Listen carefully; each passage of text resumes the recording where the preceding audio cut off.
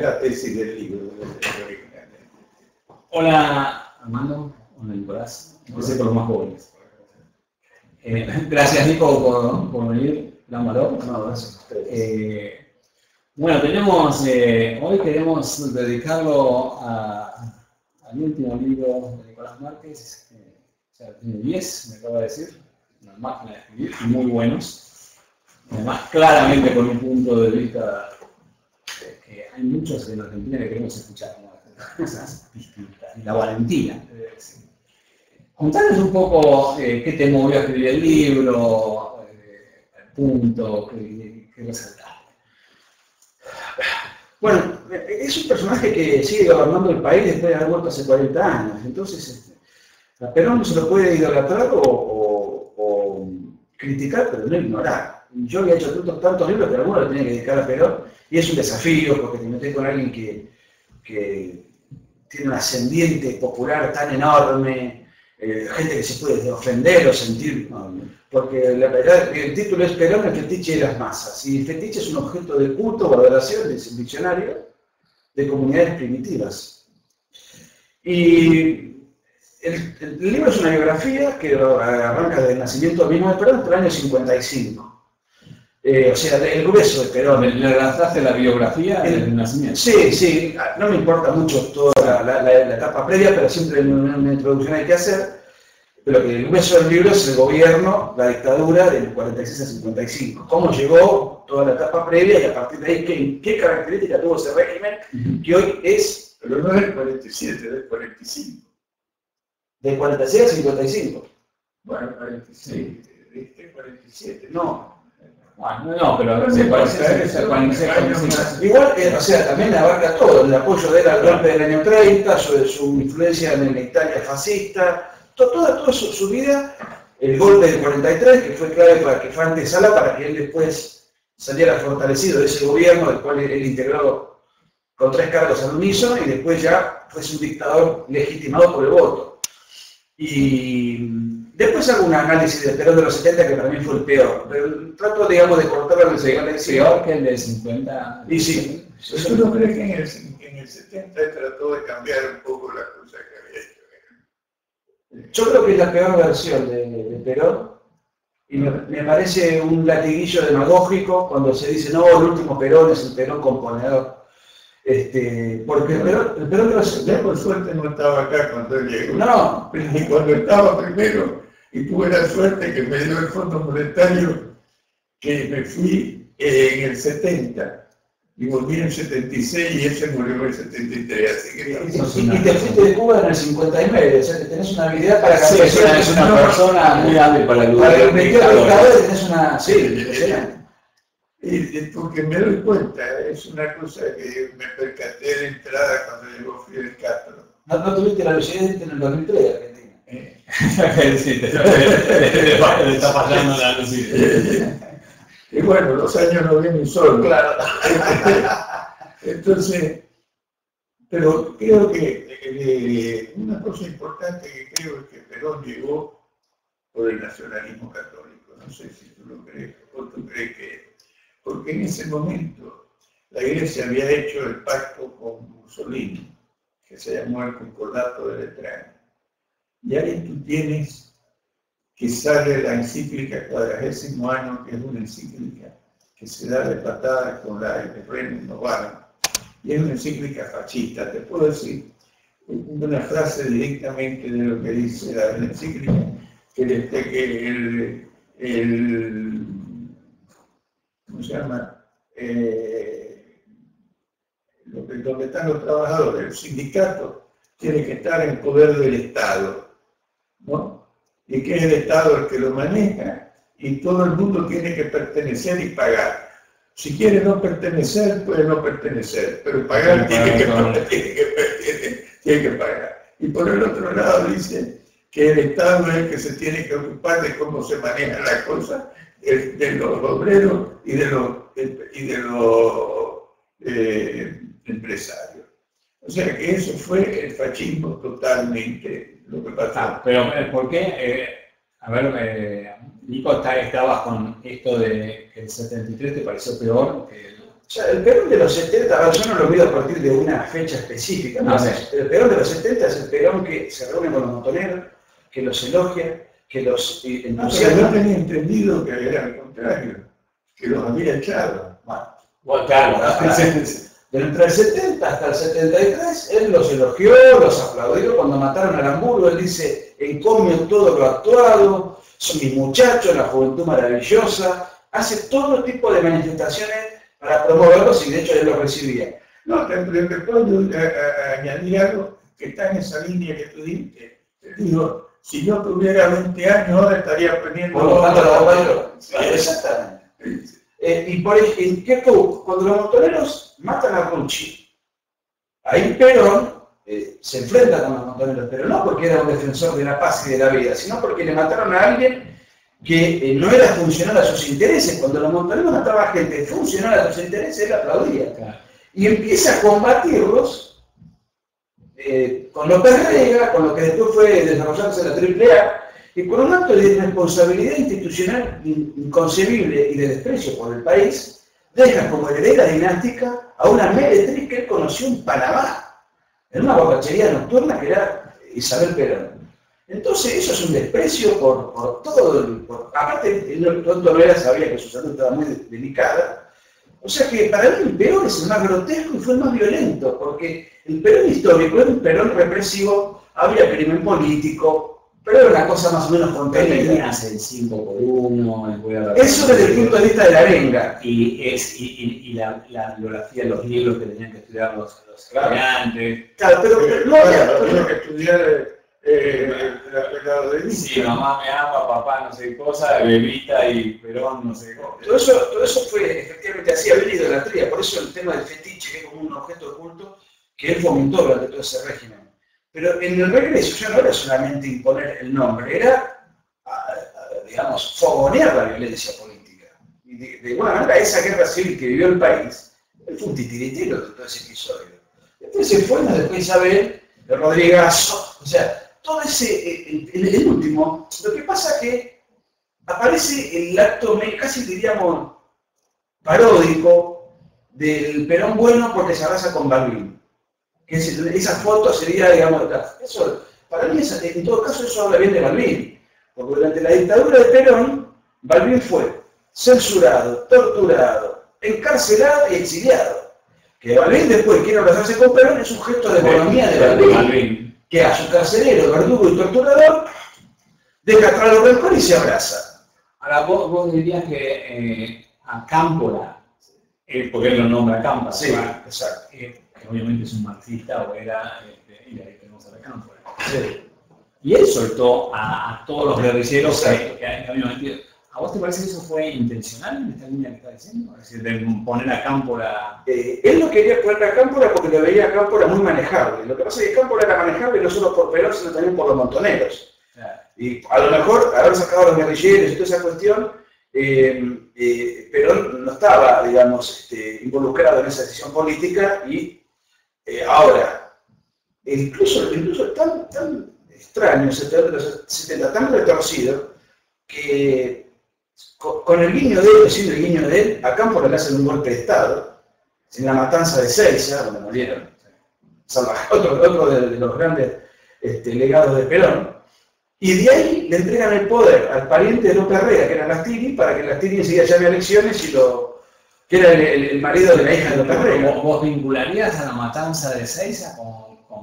Por eso era obviamente los montoneros o la izquierda, como quiera. O vos decís que era gente de Perón directamente. Yo lo único que hay dos teorías históricas, ¿no? Una que dice que los montoneros iban a matar a Perón, sí, y que entonces la ortodoxia peronista defendió el palco. La izquierda dice que desde el palco los de la ortodoxia empezaron a disparar, y yo lo que te puedo decir es que más allá de las teorías, el beneficiado de todo eso fue Perón. Sí, porque Cámpora se renuncia el vicepresidente, tenía que asumir el senador, pero como el senador pertenecía a la izquierdista del peronismo, le hicieron otra emboscada, asume Cámpora, que era presidente de la Cámara de Diputados, porque como era del lópez-reguismo familiar en el entorno, y ahí hallaron el camino para que Perón retome el poder. O sea que si alguien se benefició con eso, fue Perón. Pero la preocupación actual es porque está en un artículo que escribió un hermano de él, ¿no? Que se llama Roberto. No sé sí, si tú lo conoces. Bastante tonto. Con toda esa familia. Uno no elige. No, exacto. Y escribió un artículo que yo creo que es interesante, porque la pregunta es, Perón se murió hace 40 años, bueno, ¿cuánto? No, 60, sí, cerca de 60 años. Y se murió en el 73. Sí, No, 73, sí, 73. No, ¿Por qué es que todavía la Argentina no ha podido saltar otra vez a lo que la Argentina fue? Y entonces él sostiene que lo que falta es una clase dirigente que esté dispuesta, porque la Constitución está y se viola todo el tiempo. Y en este momento, yo te diría que el que tendría que ser presidente en el futuro, si sigue viviendo, es Fayt. Porque parece ser el único que se ha dado cuenta de que es el presidente el que depende de la Corte, porque la Corte es la que interpreta la Constitución, y la Constitución es el límite del poder político. O sea, Fayt ha leído a Madison, ¿no? y a Marshall, si quiere decir. Y sin embargo, y ahí estamos en esta lucha en este momento todavía, y la Argentina dejó de ser uno de los primeros países del mundo para saber dónde estamos. Y creo que lo que es importante es rescatar qué es lo que hay que hacer, y eso es lo que estamos tratando de hacer desde la OCDE, de rescatar. La palabra valores no me gusta, porque cuando dicen valores creen que la gente va a ser distinta, que tiene... No, mentira, no son valores, son principios, que se basan precisamente en que la gente no tiene los valores, porque si tuviera tantos valores no haría falta el gobierno. Esta es la idea. No, y creo que es una idea fundamental que está en la Argentina a partir de Alberdi y Sarmiento y Urquiza. Yo rescato siempre a Urquiza, porque sin Urquiza no hubiera existido la Argentina. Y es curioso que es en la Argentina donde no se le reconoce. En Buenos Aires es un provinciano, y en la provincia lo consideran traidor, porque en la guerra del Paraguay se puso en contra de los líderes provinciales y apoyó a Buenos Aires, y por eso la Argentina existe. Si hubiera sido al revés, Paraguay hubiera sido toda la Argentina. Pero perdón, esto no se... ¿Qué pasa para que sigamos, que haya que ser casi peronista para llegar a ser presidente de la Argentina? Entonces que es muy difícil porque, digamos, creo que leí ese artículo de Roberto que creo que habla de la represión cultural. Me parece que era uno de esos artículos. Y el retorno cultural no se puede revertir en un rato. No. No, ese artículo no habló del problema. Ese es otro tema que yo discuto, el problema cultural.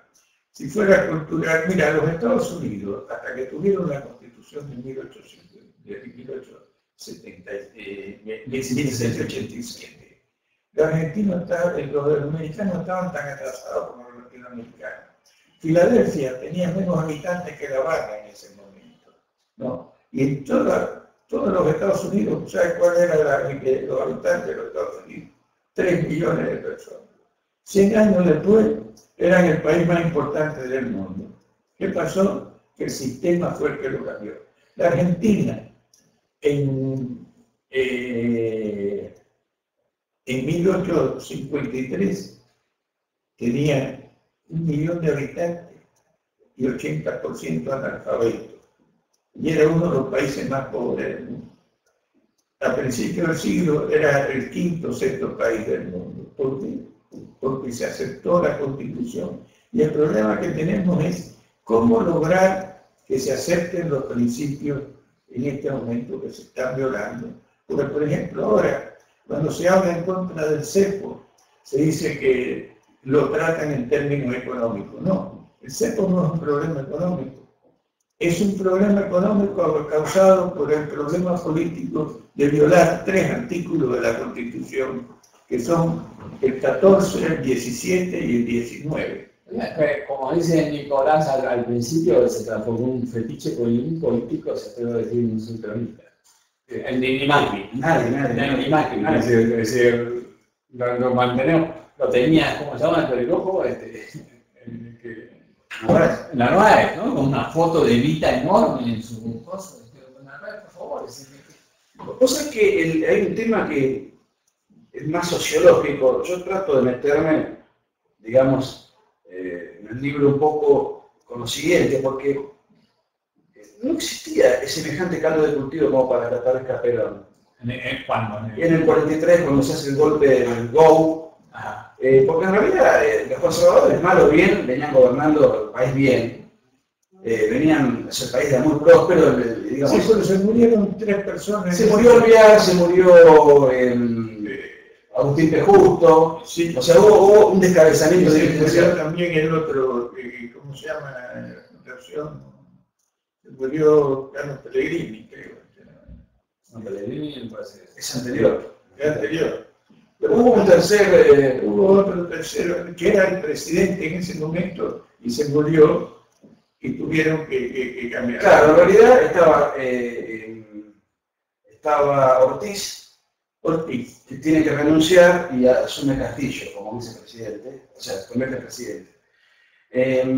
Pero ahí hay un golpe de Estado, que Perón participa, hay un fuerte componente nacionalista, pero relativamente propio de una época. Ahora, en la Argentina había 3 partidos políticos, que eran los conservadores, que sería una derecha liberal, más o menos conforme a la época, los radicales, que tampoco eran, la socialdemocracia radical aparece después de la Convención de Avellaneda, o sea, los radicales de los 80 eran muy liberales. Tenían al principio y después digamos. Pero ahora después el peronismo con votos. Pero y después estaba la izquierdista, eran los socialistas de respeto. Claro, sí. Si realmente había un sistema político que no funcionaba bien, funcionaba con fraude, sí. Pero comparamos lo que era la década del 30 en el mundo. La Argentina era un paraíso. Y si Guerra Civil Española, Mussolini en Italia, Hitler en Alemania, Stalin en Rusia, los Estados Unidos con la gran depresión. Sí, la verdad. Y esa observación que es genial de lo que acaba de hacer. Bueno, entonces, ¿cuál era el mejor país del mundo? Pero en Argentina había fraude en la década del fraude. Es verdad que había fraude. Pero ¿cómo comparar eso con lo que pasaba en Europa? Y en los mismos Estados Unidos, ¿no? Porque Roosevelt fue un verdadero desastre en la crisis del 30. No es que nadie se atreve a decir eso que tú acabas de decir. Porque todo el mundo cree que el problema es, o sea, inclusive llamémosle los liberales, creen que el problema fue cuando se hizo el golpe de Estado en el 30 y se sacó a Irigoyen. Cuando fue a Irigoyen era el que llevaba al país por el lado contrario de donde había estado, ¿no? Y fue lo que lo salvó. Pero no hay nada que hacerle. Hoy, inclusive los radicales lo tienen a Irigoyen y a Alvear, al contrario, no le gusta. No le gusta, no. Por eso esto lo he discutido mucho con mi amigo Eduardo Martí, que les tiene fobia a los conservadores del año 30, y yo en el libro reivindico mucho. Porque hay que ver el contexto. O sea, en el mundo había 3 ideologías, que eran fascismo, keynesianismo y comunismo. No había una ideología pro mercado. Pero apareció eso, era Argentina. Pero te voy a decir que el keynesianismo también es yo creo que hay una gran falacia con respecto a cuando Keynes escribió que había que aumentar el gasto público para aumentar la demanda, y escribió toda la teoría de la demanda y toda esta cuestión. El gasto público en los Estados Unidos, ¿sabes cuánto era? El 8% del producto. Si tuvieras, si Keynes hubiera visto un país como Francia hoy con el 57% del gasto público, creo que hubiera dicho que había que aumentar el gasto para... Eso más o menos, ¿no? Porque era el 8%, pero había sido el 3%. O sea que ya había un germen. Claro, ya había más que duplicado. No, bueno, pero lo que pasa es que había caído y entonces creyó que había que incrementar el consumo para que que subiera la demanda y demás. Pero de todas maneras, podemos discutir si estaba equivocado o no en esa época.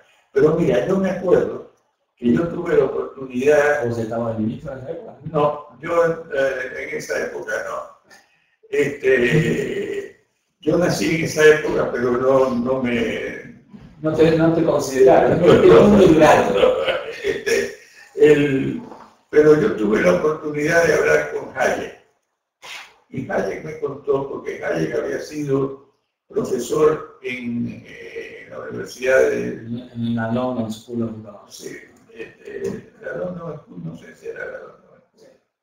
Bueno, al mismo tiempo que Keynes. Y que dice que Keynes le había dicho que estaba preocupado porque sus ideas se habían llevado a niveles que a él nunca se le habían ocurrido. Pero en fin, yo creo que el problema básico no está en discutir a Keynes. No vale la pena. Lo que hay es que discutir qué es lo que está pasando. Pero el punto de Nicolás es que en ese momento tenías con fuerza esa era la alternativa. Fascista. La alternativa. Argentina conservadores era el paraíso. Claro, por el fraude o por el Banco Central, hacer una demonización, la década de infame es una exacerbación histórica. Y eso sirve además para, porque yo hago un contraste, el libro sobre veteranos de la década del 30, pero pongo un contraste de lo que se vivía en esa época y cómo se empieza a vivir a partir de la discusión de la Argentina entonces y la Argentina a partir de Perón. Porque aparte de la época de Perón se hace toda una apología ahora. Y hay, digamos, dentro de las piruetas ideológicas... Es el inicio de la decadencia.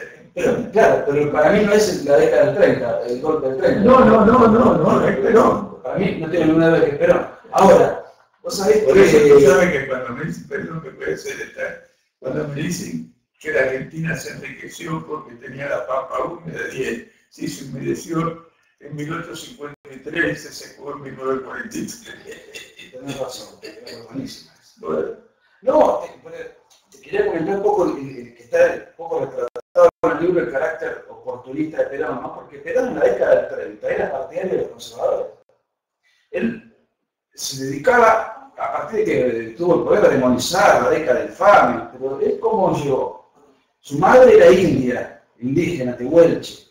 Era un hijo natural, fue al colegio militar, llega a ser un coronel, profesor de la Escuela Superior de Guerra, consigue publicar libros, es agregado militar en Chile, después en Italia.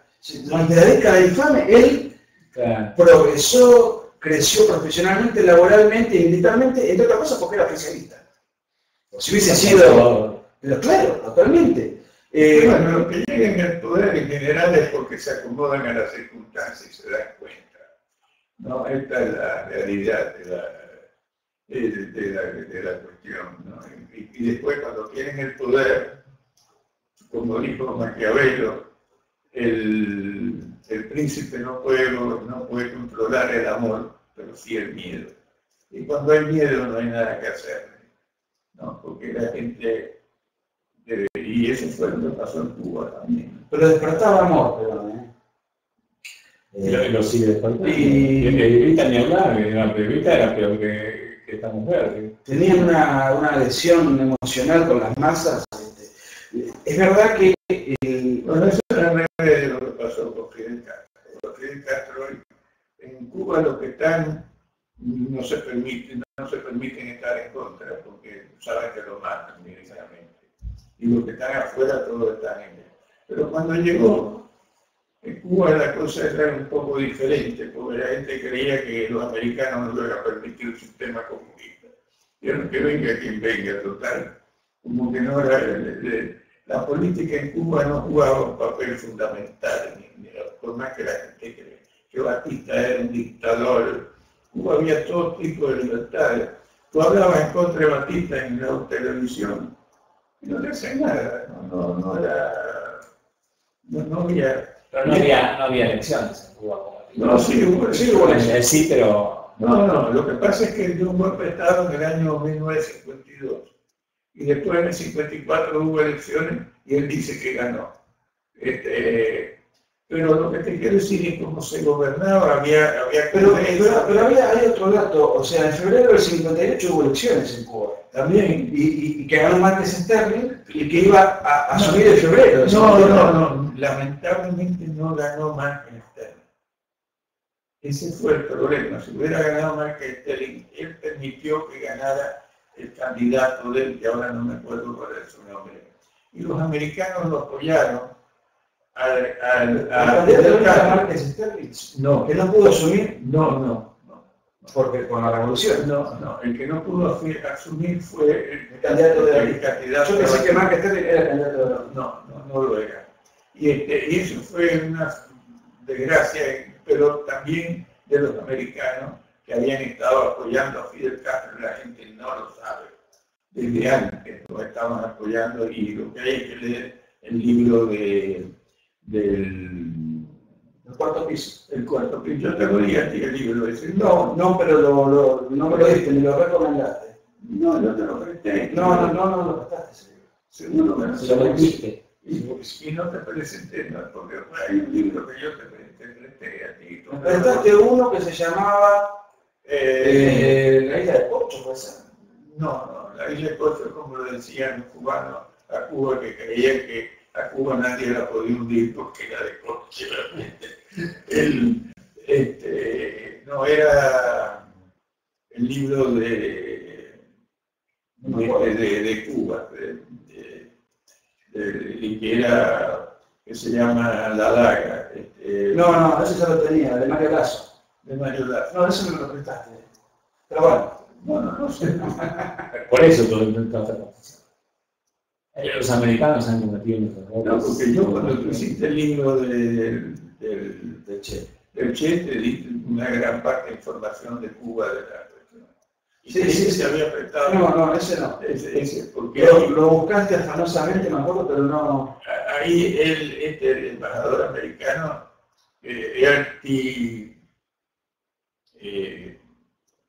ahora se me olvidó el nombre, describe cómo él le decía a los americanos que Fidel era comunista y en el cuarto piso, porque se llama el cuarto piso del libro, que es donde está el Ministerio de Relaciones Exteriores de los Estados Unidos, no le hicieron caso y lo siguieron apoyando en contra de Batista. Y la gente no sabe que los que apoyaron a Fidel Castro en Cuba, ¿saben quién fueron? Los militares de Batista. Porque cuando se dieron cuenta que los americanos le habían quitado el apoyo a Batista, iban a acordar. Que venga quien venga. ¿Quién estaba el presidente de Estados Unidos en ese momento? Que era Eisenhower. Y después vino Kennedy. Bueno, ya se fue peor, porque se traicionó a los cubanos en Valle Cochino y después a todo el continente. Kennedy, sí. Y parece que ahora ha salido un libro que lo está destruyendo totalmente a Kennedy, no sé. Un Nicolás Márquez americano. Pero acuérdate que es Márquez, no es Marqués. No es Marqués, pero dale un tiempo. Decía el libro 20 vas a ver. Ahora, el apoyo americano a Castro después de los americanos siempre fueron muy inocentes, muy tontos.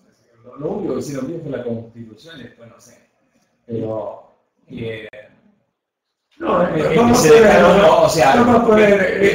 cuando yo defiendo a los Estados Unidos, defiendo el sistema que cambió la historia. Bueno, pero acá el sistema de inteligencia americano.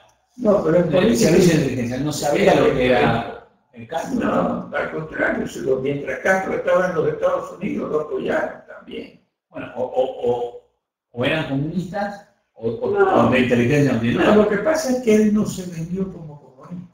Bueno, ok. Imagínate que cuando bajaron de la sierra, todavía venían rezando con el rosario en la mano. ¿Viste? Ahora están con el Papa. Dice que ahora son amigos. Sí, la traducción. No, bueno, la iglesia, Dios me libre. No.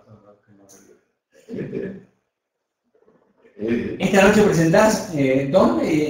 Y ¿a qué hora? En El Club de el Club de Progreso. Sí, me lo va a presentar María Saldívar, López Murphy y Guillermo Yates. Okay. Ah, bueno. Sí, todos peronistas. Todos peronistas, ¿qué hacen rodeado de la gente? Para hacerlo más plural, ¿no? A ver, esperemos a ver quién es más antiperonista.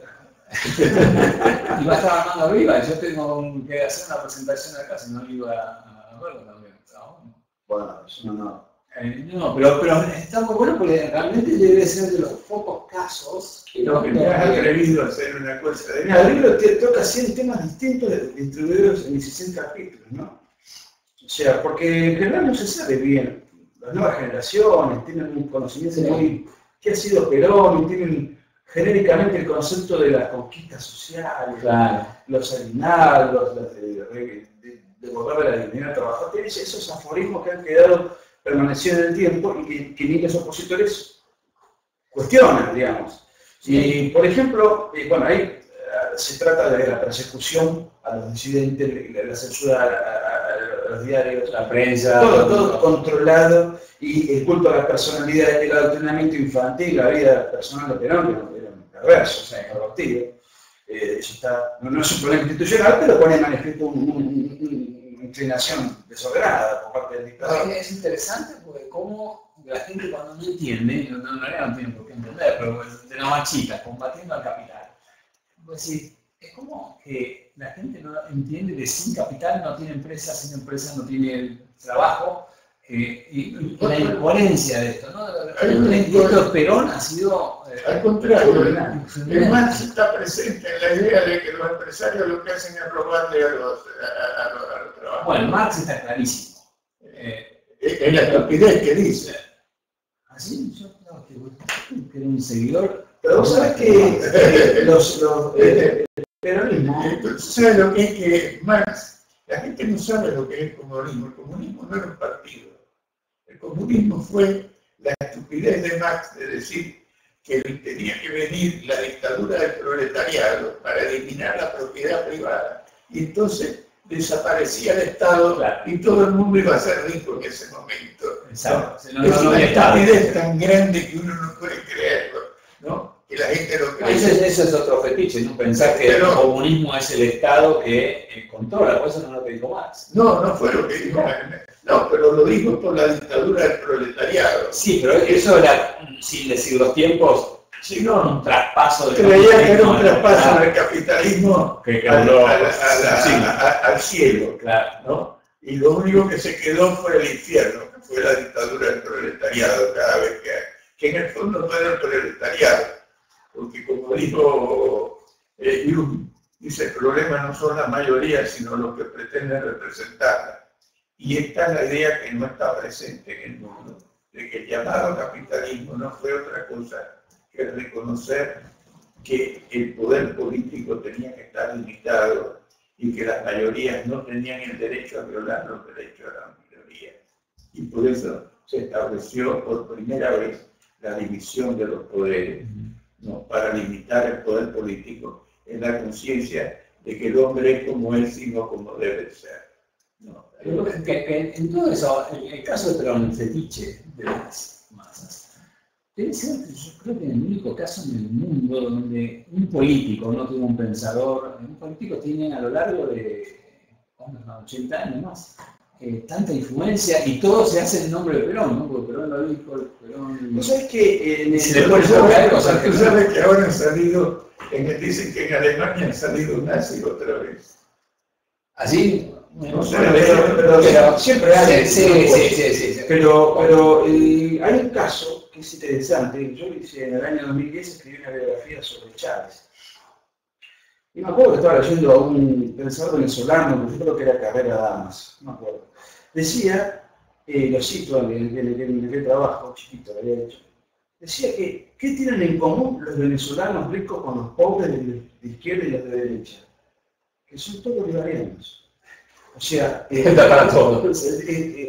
Obviamente que no quiero comparar a Bolívar con Perón, porque Bolívar liberó 5 países y Perón secuestró 1. O sea, pero quiero decir, en Argentina tiene un papel bastante digamos, tan protagónico y hegemónico que relativamente es alguien invocado a todo propósito, inclusive se usa la acusación de no ser peronista para descalificar. Por ejemplo, hay muchos que dicen este gobierno no es un peronista, y lo dicen como crítica. Como crítica, sí. Lo dicen como crítica. O sea que, precisamente, tiene defectos porque no es peronista.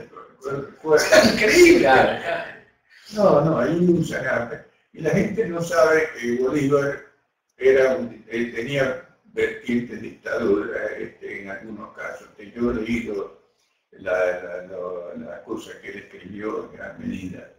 Y te digo que una de las cosas que dijo es que no, ni pensar tener en América Latina un sistema como el americano. ¿No? Eso era para los gringos, que para acá, porque toda la idea de que los países tienen que tener un gobierno de acuerdo a su cultura y todo eso es otra patraña. ¿No? El mundo vivió hasta hace 200 años con toda la cultura del mundo como vivía Jesucristo. ¿Qué fue lo que pasó en el mundo para que hoy se viva? Que tomamos por dado que tenemos electricidad. ¿Sabe cuántos años en el mundo se vivió sin electricidad? 5.000 años. Yo lo que decía es que, más allá de la figura de Bolívar, lo que digo es, obviamente, Venezuela tiene una estructura paternalista.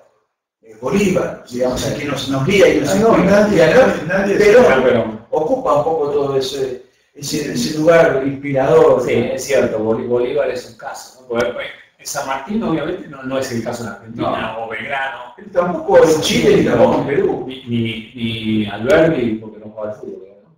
Claro, Alberti no jugaba al fútbol. Por eso está totalmente desconocido. Pero entonces esos cerebros con Perón. El pensador más grande que ha tenido América Latina se llama Juan Bautista Alberti. ¿No? Y hay que rescatar todas esas ideas porque fueron las que hicieron. Hay dos figuras. Fueron 4 figuras en la Argentina que fueron lo que hicieron en la Argentina. Fueron Alberti, Sarmiento,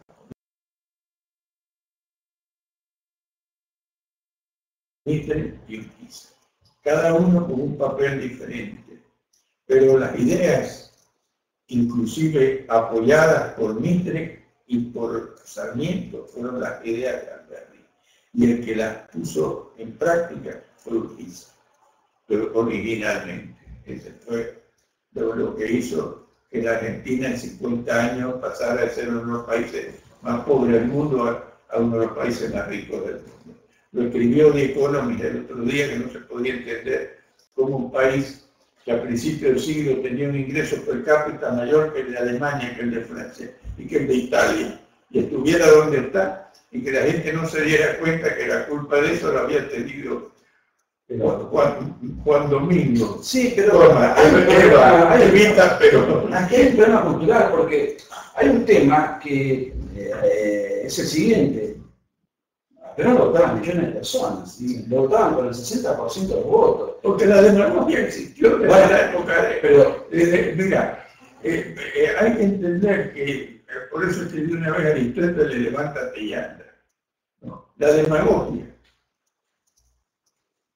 es esa estructura de que la gente, la mayoría, dijo también Aristóteles, tengan cuidado que los pobres siempre van a ser más que los ricos, lo que quiere decir que los van a jorobar a ustedes. Entonces, y el fascismo fue una demagogia con un condicionamiento de lo que era el socialismo, porque en un momento Lenin se dio cuenta de que el comunismo no funcionaba, que el socialismo no funcionaba, y escribió una carta en la nueva economía política. La nueva economía política, donde dijo, los capitalistas son unos cretinos, son estos, roban, tienen plata, pero son los únicos que saben hacer las cosas. Y entonces vino esta colusión entre el gobierno, insisto, el gobierno y no el Estado, porque otra de las trampas del léxico político de llamarle Estado, me parece que el Estado es una entelequia, que es el bien por sí mismo. Y esto fue lo que los americanos se dieron cuenta y dijeron, el gobierno es una administración de hombre sobre hombre, por supuesto no conocían a Argentina, si no hubiera dicho de hombres y mujeres, sobre mujeres y hombres. No. Así que y esto es lo que yo creo que en el mundo hay una confusión grande en este momento. Y hay una mezcla de estas cosas, porque Europa está más quebrada que la Argentina. Y la gente no lo sabe porque nos han vendido a Europa como el paladín de la libertad. A Europa no está más quebrada que la Argentina. Bueno, no, se vive mejor que en la Argentina, son dos cosas distintas. Pero yo te puedo decir que los franceses no pueden pagar la deuda con un gasto público del 57% del Producto Bruto. Pero Italia el 50%. La están pagando.